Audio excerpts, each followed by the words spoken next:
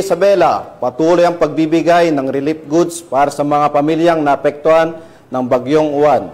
Patrolwoman Jerilyn Colico, ibalita mo. Tuloy ang aktibong pakikilahok ng mga tauhan ng Santa Maria Police Station sa pangunguna ni Police Executive Master Sergeant Rolly L. Carinugan, Municipal Executive Senior Police Officer, sa pagtulong sa pamahalaang lokal ng Santa Maria Isabela na pinamumunuan ni Mayor Michael Abraham Pagitan sa pamamahagi ng mga ayuda sa mga apektadong barangay ng Bagyong Uwan kahapon, ika-13 ng Nobyembre nitong taon. Katuwang sa nasabing gawain ang mga miyembro ng Sangguniang Bayan at iba't ibang ahensya ng pamahalaan na nagbigay ng suporta upang matiyak na may parating ang tulong sa bawat pamilyang labis na napektuhan ng Bagyong Uwan.